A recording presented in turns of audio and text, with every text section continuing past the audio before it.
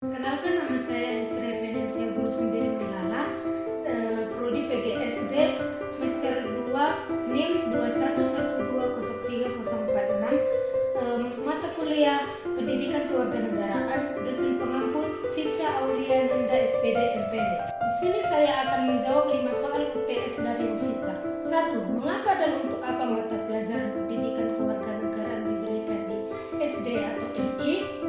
Jawabannya, mata pelajaran pendidikan kewarganegaraan merupakan mata pelajaran yang memfokuskan pada pembentukan kewarganegaraan yang memahami dan mampu melaksanakan hak-hak dan kewajiban untuk menjadi warga negara Indonesia yang cerdas, terampil, berkarakter, yang diamanatkan oleh Pancasila dan Undang-Undang Dasar 1945. Yang kedua, mata pelajaran pendidikan kewarganegaraan bertujuan agar peserta didik memiliki kemampuan sebagai berikut.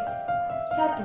Berpikir secara kritis, rasional, dan kreatif dalam menanggapi isu kewarganegaraan. Yang kedua, berkembang secara positif dan demokratis untuk membentuk diri berdasarkan karakter-karakter masyarakat Indonesia agar dapat hidup bersama dengan bangsa-bangsa lainnya.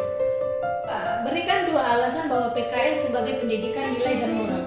Yang pertama, PKN sebagai pendidikan nilai dan moral karena sikap dalam PKN perlu diimplementasikan dalam kehidupan sehari-hari sebagai bentuk rasa nasionalis pada diri masyarakat dan juga sebagai pegangan dalam memfilter berbagai macam budaya dan efek globalisasi dari dunia yang masuk ke tanah air agar sesuai dengan falsafah dan dasar-dasar negara berdasarkan ideologi yang dimiliki oleh bangsa Indonesia.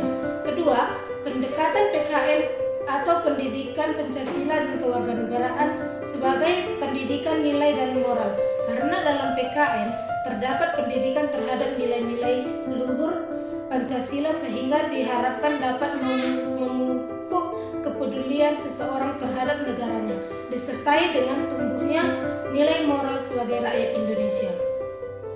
Jelaskan keterkaitan pendidikan kewarganegaraan dengan IPS. Keterkaitan PKN dengan IPS sangatlah erat. Bidang studi pendidikan kewarganegaraan adalah bagian dari bidang studi IPS. Bidang studi IPS mencakup aspek geografi, ekonomi, dan sejarah, Pancasila, serta Undang-Undang Dasar 1945 yang menyangkut warga negara serta pemerintahan. Sebutkan kelemahan pembelajaran terpadu. Kelemahan pembelajaran terpadu terbagi menjadi 6 aspek. Yang pertama, aspek guru. Guru harus berwawasan luas, memiliki kreativitas tinggi, keterampilan metodologis yang handal, rasa percaya diri yang tinggi, dan berani mengemas dan mengembangkan materi. Kedua, aspek peserta didik. Pembelajaran terpadu menuntut kemampuan belajar peserta didik yang relatif baik dalam kemampuan akademik maupun kreativitasnya. Yang ketiga, aspek sarana dan sumber pembelajaran. Pembelajaran terpadu memerlukan bahan bacaan dan sumber informasi yang cukup banyak dan bervariasi, mungkin juga fasilitas internet. Yang keempat, aspek kurikulum. Kurikulum harus luas, berorientasi pada pencapaian target penyampaian. Yang kelima, aspek penilaian. Pembelajaran terpadu membutuhkan cara penilaian yang menyeluruh atau komprehensif yang menetapkan keberhasilan belajar peserta didik dari beberapa bidang kajian terkait yang dipadukannya. Dan yang terakhir, suasana pembelajaran. Pembelajaran terpadu berkecenderungan mengutamakan salah satu bidang kajian dan tenggelamnya bidang kajian lainnya. Jelaskan bagaimana cara melestarikan budaya daerah dan budaya nasional.